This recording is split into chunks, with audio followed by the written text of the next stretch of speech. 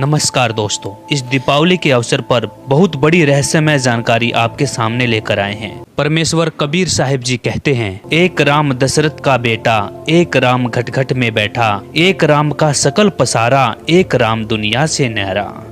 दोस्तों, आखिर कौन है वह सबसे बड़ा राम जिसकी भक्ति करने से हमें मोक्ष प्राप्त हो सकता है? क्या भगवान राम की भक्ति करने से हमें मोक्ष प्राप्त हो सकता है या नहीं? जानिए शास्त्रों के आधार पर। आखिर भगवान राम को किसके श्राप से राज्य छोड़कर वनवास जाना पड़ा तथा सीता जी को युद्ध करके घर लाने के बाद भी घर से निष्कासित करना पड़ा?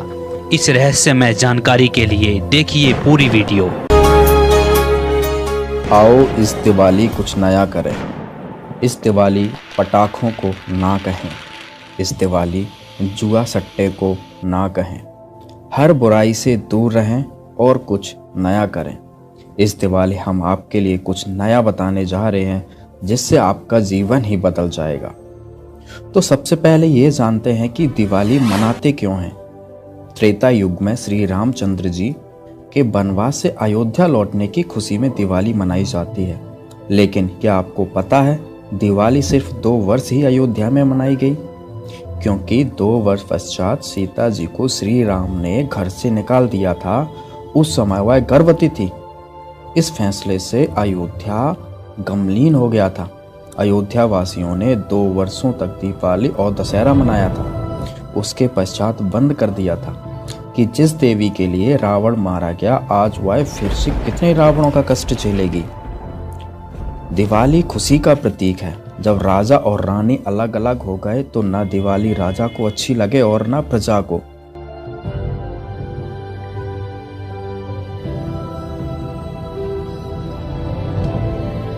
इसलिए दिवाली का पर्व उसी समय बंद हो गया था जो 2 वर्ष मनाया गया था। उसी आधार से भोली जनता यह पर्व मना रही है। अब आप खुद ही विचार कीजिए, क्या दिवाली मनाना सही है? जिसके कारण वर्तमान में प्रदूषण से सभी परेशान, जीव जंतुओं की हत्या, मिठाइयों में मिलावट, दिवाली के दिन ही पटाखों की शोरगुल में लूट और हत्याओं का अंजाम दिया जाता है। इन सभी मुसीबतों से, इन सभी परेशानियों से बचने के लिए हम आपके लिए लाए हैं जीने की राह, जिससे आपका जीवन खुशियों में बदल जाएगा। हर दिन खुशी की दिवाली मनाई जाएगी। परमात्मा को पाना बहुत आसान है, सतलोक में जाना बहुत आसान है, लेकिन काल भगवान ने जो हमारे ऊपर ये अननेसेसरी बोझ लाद रखा है, जैसे 56 प्रकार की पूजाएं, नाना प्रकार की रीति रिवाजें जिनका कोई औचित्य नहीं, हम बेमतलब अपना समय व्यर्थ करते थे। जैसे होली मनाते हैं, दिवाली मनाते हैं, अब इसमें के फंड शुरू कर दिया, बम भटकावेंगे।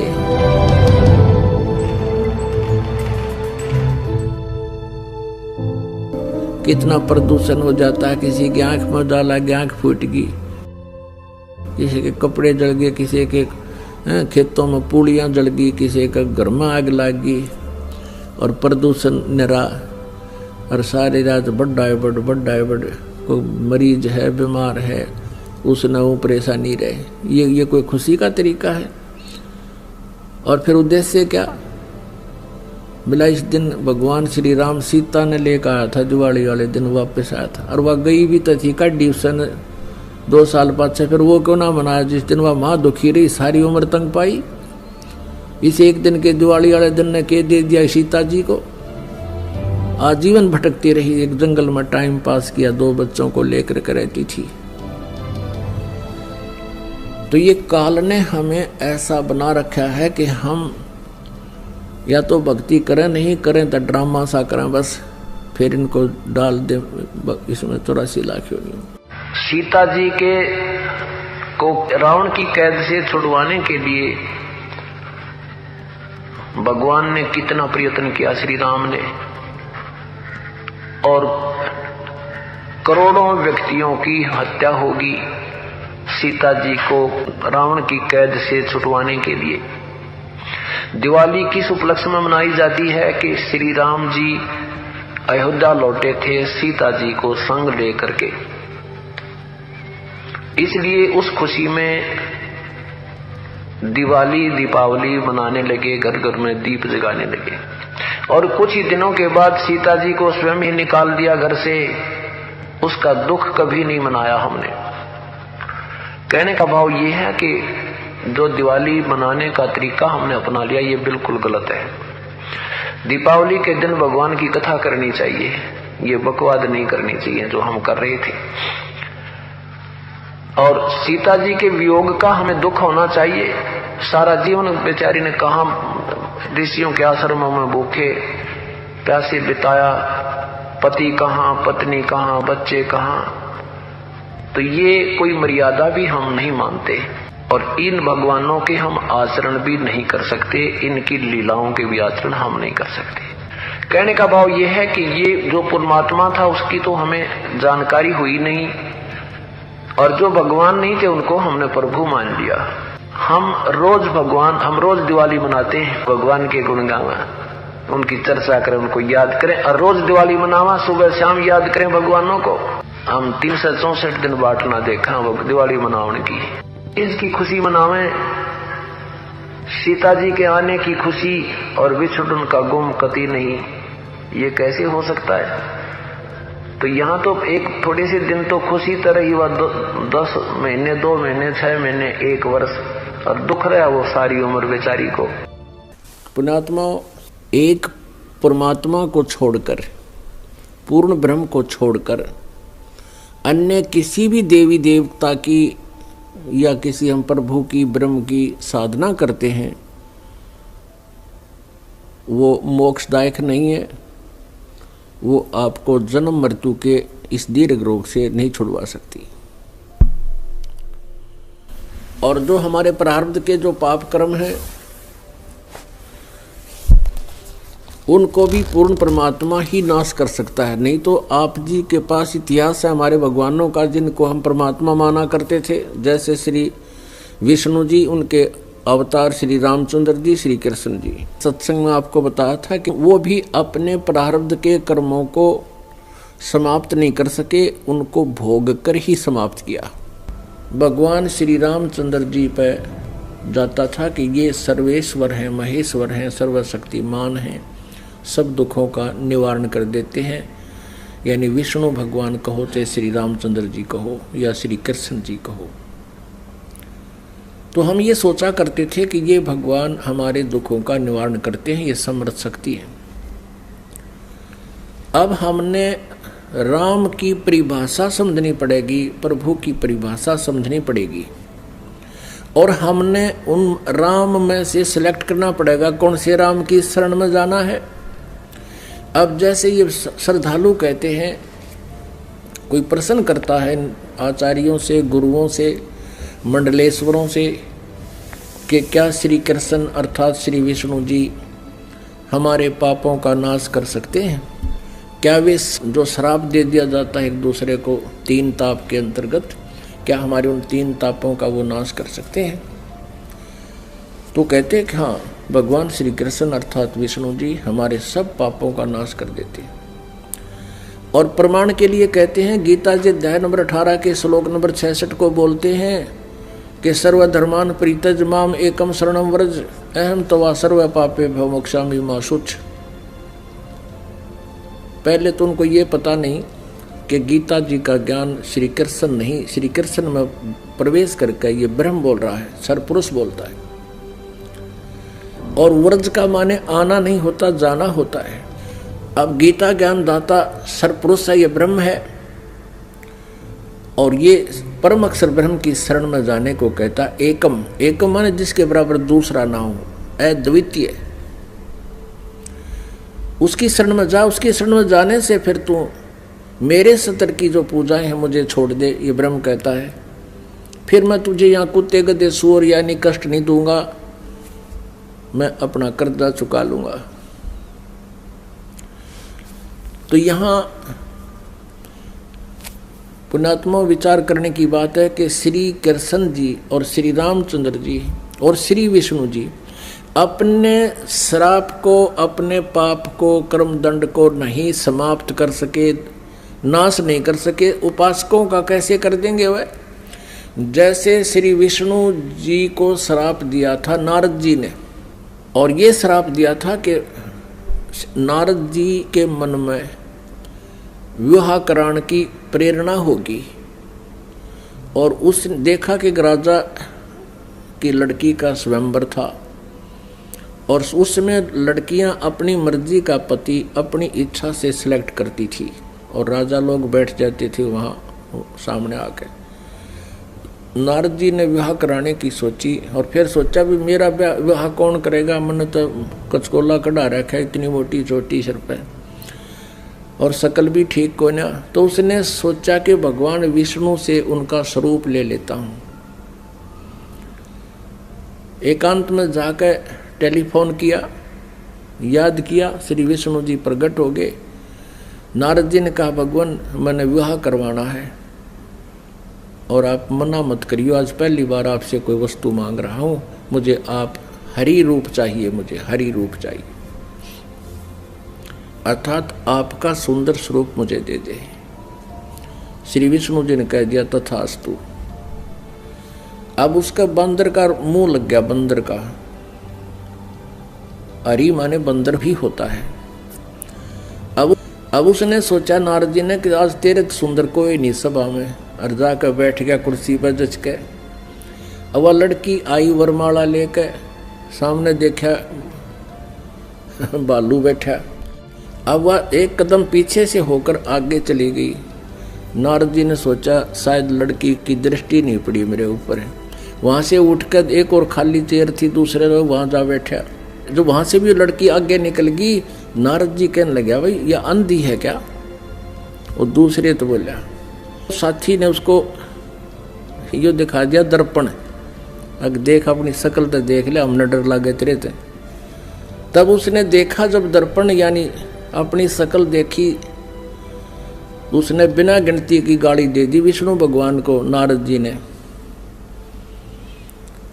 और उसी समय विष्णु जी आ गए और विष्णु जी के गले में वरमाला उस लड़की ने डाल दी। तब नारद जी ने विष्णु जी से कहा कि तू सचमुच धोखेबाज है, जैसे आज मैं एक औरत के वियोग में रो रहा हूँ, एक जीवन तू सारा अपनी पत्नी के वियोग में रोएगा, तुम्हारा कभी मिलन नहीं हो पाएगा। उसी श्रापवश श्री विष्णु जी श्री रामचंद्र रूप में अयोध्या के राजा दशरथ के घर जन्मे। युवा होते ही विवाह हुआ, सीता जी के साथ विवाह होते ही वनवास हुआ। वनवास में तुरंत ही कुछ ही वर्षों के बाद सीता जी का अपहरण हुआ और रावण के साथ युद्ध हुआ। युद्ध के बाद घर ले आए सीता जी को, और एक धोबी के व्यंग से सीता जी को घर से निकाल दिया। आजीवन श्री राम और सीता जी का मिलन नहीं हुआ। पुण्यात्माओं, भले ही श्री रामचंद्र जी अयोध्या का राज करते थे, लेकिन जिस व्यक्ति का परिवार कहीं हो, उसकी पत्नी कहीं, बच्चे कहीं और वो कहीं, वो सपने में भी सुखी नहीं हो सकता। और अंत समय में जब उसने पता चला कि मेरे पुत्र लव और कुश यहाँ पर हैं, उन्होंने भी उससे नफरत होगी और उनसे बात करना पसंद नहीं किया, और सीता जी भी पृथ्वी के अंदर समा गई, उसके दर्शन तक नहीं किए। पुण्यात्माओं, वैसे तो हम देखो ये भगवान माना करते थे, हमारी आंखें बिल्कुल बंद हो चुकी थी ज्ञान वाली। सीता जी को जब युद्ध के बाद घर लाना चाहा था श्री रामचंद्र जी ने, तो ये कहा था कि मैं परीक्षा लेकर घर चलूँगा, यदि तू परीक्षा में सफल होगी तो मैं मान लूँगा तू निष्कलंक है, रावण से तेरा कोई संबंध शारीरिक नहीं हुआ, और यदि तू परीक्षा में सफल हुई तो खत्म हो जाएगी। क्या परीक्षा ली थी श्री रामचंद्र जी ने कि अग्नि में बैठा दी थी सीता जी को, आग लगा दी थी चिता बना के, और ये सोच लिया था कि यदि ये कलंकित होगी तो जड़ मरेगी टंटा कट्टे, और सही होगी निष्कलंक होगी तो जीवित रह जाएगी। तो सीता जी जली नहीं थी, परीक्षा में सफल हुई थी। उसके बाद फिर आकर के एक धोबी ने कह दिया, अपनी पत्नी ने कुट्टा था, वह कहता 2 दिन उस तो दुखी होकर अपने चली गई होगी मित्र प्यारी अपनी सहेली के यहाँ। और जब वो वापस आई तो उसने रात ने कुटा था और ये कह रहा था कि मैं ये दशरथ का बेटा रामचंद्र नहीं हूँ जो 12 वर्ष रावण के पास रही और फिर उसको अपने घर पे रखे बैठा है। उस समय राजा लोग एक विशेष न्यायकारी होते थे, भेष बदल कर अपनी नगरी में घुमा करते थे, कोई व्यक्ति दुखी तो नहीं है। तो रामचंद्र जी ने कान ला कर सुना तेरा जिक्र कैसे हो रहा है। उसने 2-3 बार दोहराई ये बात, इस बात पर कि मैं निंदा का पात्र बन गया हूँ सीता को घर ला के। अगले दिन सीता को निकाल दिया कि मैं दुनिया की व्यंग नहीं सुन सकता और जाइए आप, मैं नहीं रख सकता आपको, आप रावण के पास रही हो। अब फूटे भाग हमारे इसे भगवान थे हमारे, गर्भवती पत्नी और अकेली निकाल सुबह भाग जाए यहाँ से, अरे कलेजा फटना हो जाता है। आदमी अकेला निकाल के देखो, वो तो एक औरत की जाति थी, कहाँ जंगल में जावे, और कहते हैं झाड़ झाड़ बैरी होता है स्त्री का। और ये थे हमारे भगवान, ये थे इनके करैक्टर, इनको हम कहते हैं मर्यादा पुरुषोत्तम। यह क्या मर्यादा थी भाई, एक गर्भवती पत्नी को और घर से निकाल देना, कितना मरो चाहे जीवे, ये तो कितना कट्टर स्वभाव होगा उस व्यक्ति का।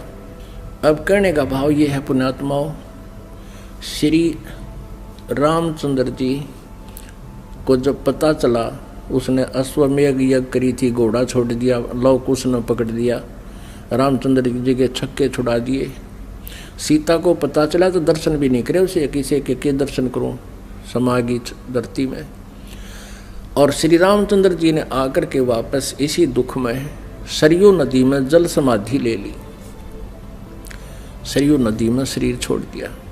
उसके बाद फिर श्री कृष्ण रूप में जन्म हुआ और रावण के साथ युद्ध के दौरान श्री रामचंद्र जी ने सुग्रीव के भाई बाली को मारा था एक वृक्ष की ओट लेकर, यानी धोखे से। तो उसका भी बदला देना पड़ा श्री कृष्ण जी के रूप में।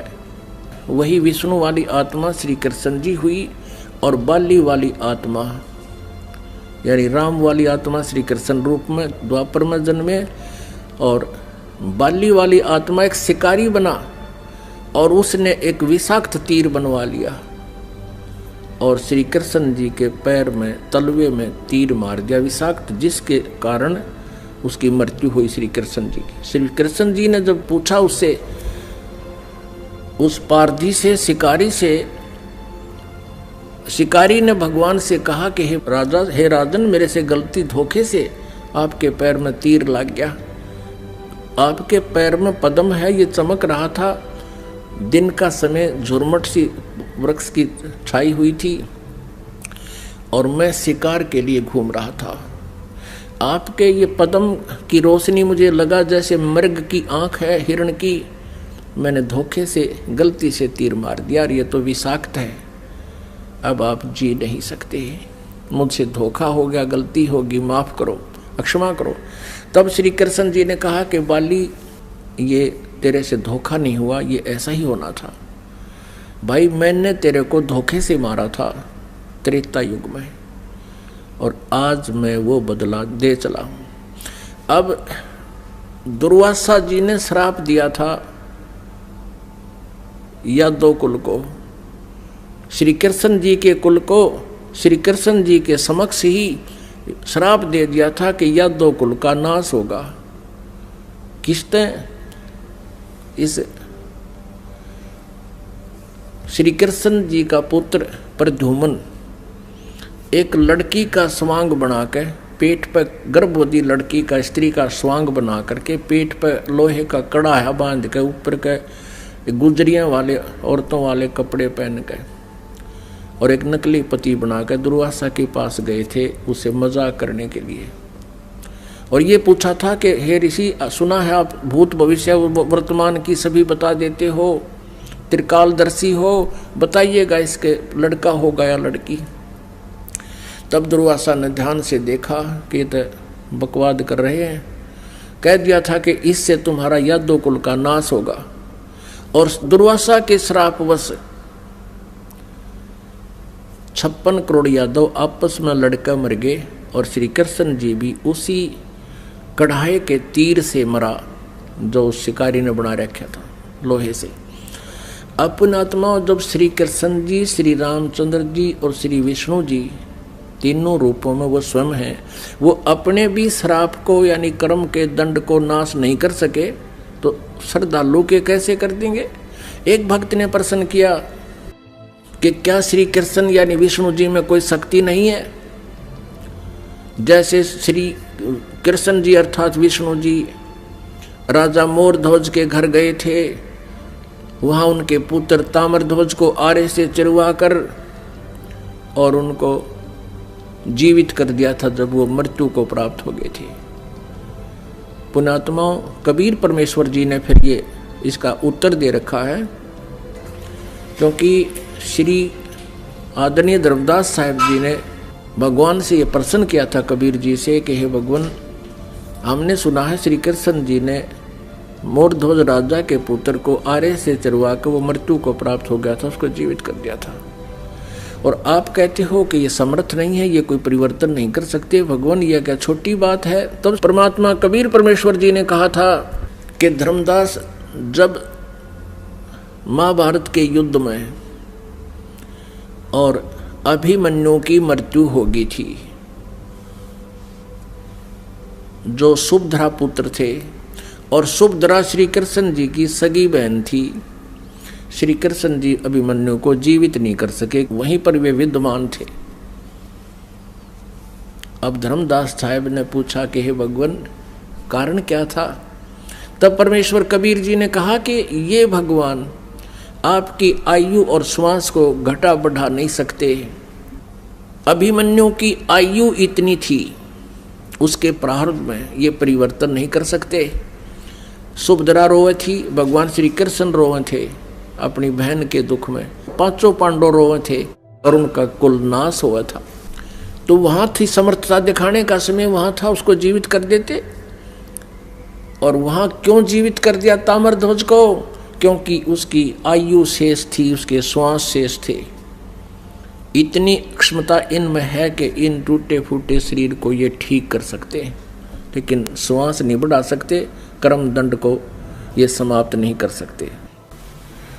तो परमात्मा ने कहा, तुम कौन राम का जब तेजापम, तात कटे न ये तीनों तापम।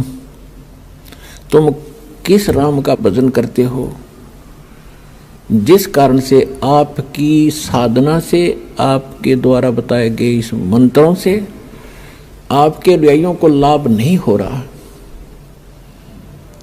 आप उन भगवानों की भक्ति कर रहे हो जो आपकी किस्मत में लिखे हुए उन पापों का वो नाश नहीं कर सकते।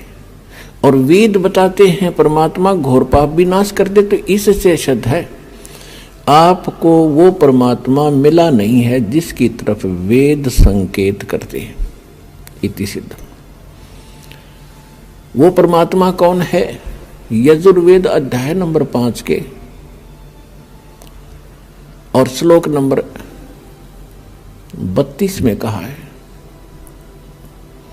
उसी कसी माने वो पूर्ण शांतिदायक है। गीता अध्याय नंबर 18 के श्लोक नंबर 62 में गीता ज्ञानदाता कहता है कि अर्जुन, तू सर्वभाव से उस परमेश्वर की शरण में जा, उसकी कृपा से तू परम शांति को और सनातन परम धाम को यानी शाश्वत स्थान को, अविनाशी स्थान को, सत्यलोक को प्राप्त होगा, परम शांति को प्राप्त होगा। अब वेद क्या बताते हैं? यजुर्वेद अध्याय नंबर 5 श्लोक नंबर 32 में कहा है, उसी कसी यानी जो पूर्ण शांतिदायक है। कबीर असी, वो कबीर है, वो कबीर परमात्मा है। वेदों में उसको कबीर देव कहते हैं, हम उसको कबीर साहब कहते हैं, और कुरान शरीफ में उसको अल्लाहु अकबर कहा है। वो कबीर असी, बमभारी असी, वो कबीर परमात्मा है जो बमभारी माने बंधनों का, अरी माने शत्रु, जो बंधनों का शत्रु है। अंगारी असी जो पाप नाशक है, पापों का शत्रु। अग माने पाप, अरि माने शत्रु, जो पापों का शत्रु है, जो पाप नाशक है। और बंभारी जो कर्म बंधनों, जो हमारे, क्योंकि हम संस्कार से यहाँ फंसे हैं, हमारे संस्कार यहाँ पर हैं, तभी हम उन संस्कारों से जन्म मृत्यु में लगे हुए हैं। कभी किसी से हमारा संयोग है, किसी के हम पुत्र बन गए, किसी की पुत्री बन गए, किसी के पति बने, किसी की पत्नी बने। तो ये संस्कार हमारे जो हैं, इनके कारण हम बंद में हैं। और ये काल की बंद है, कैद है, बंदी ग्रह है। तो फिर परमात्मा खुद बताते हैं कि बंदी छोड़ हमारा नामम, अदर अमर है अस्थिर ठामम। अमर करूं सतलोक पठाऊं, ताते बंदी छोड़ कहाऊं।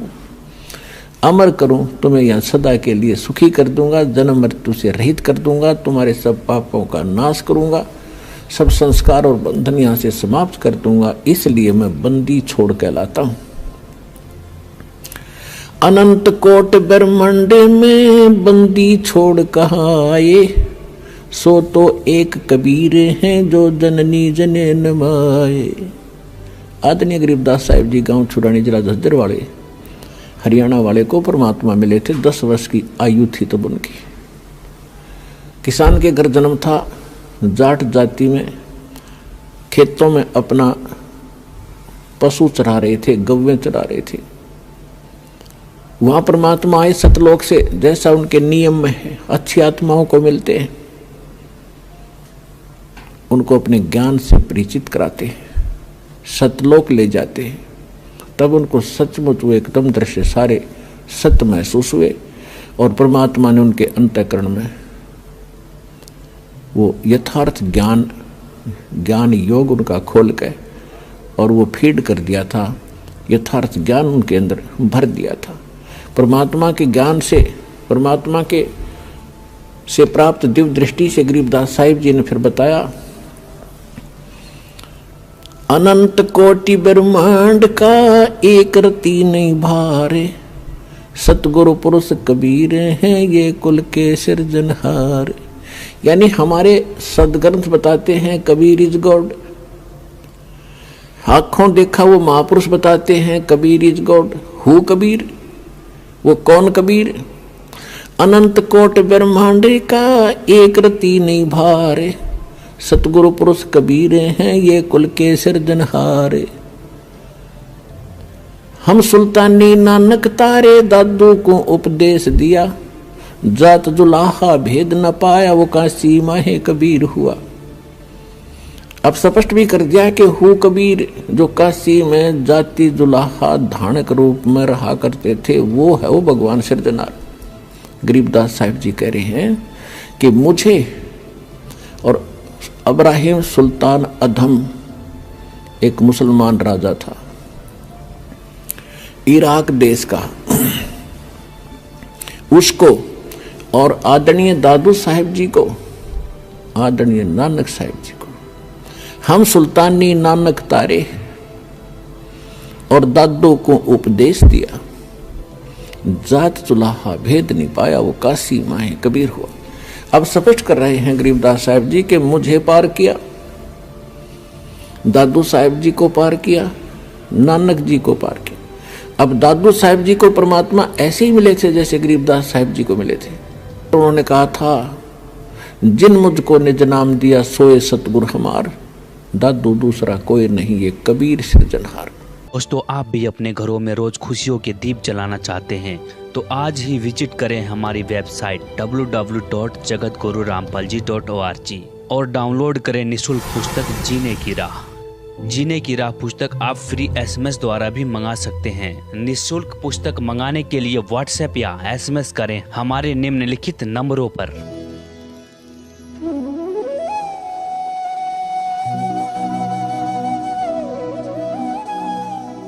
अगर आप ये वीडियो YouTube पर देख रहे हैं तो हमारे चैनल को सब्सक्राइब करें और बेल आइकन को दबाना ना भूलें। अगर आप Facebook पर ये वीडियो देख रहे हैं तो हमारे पेज को लाइक करें।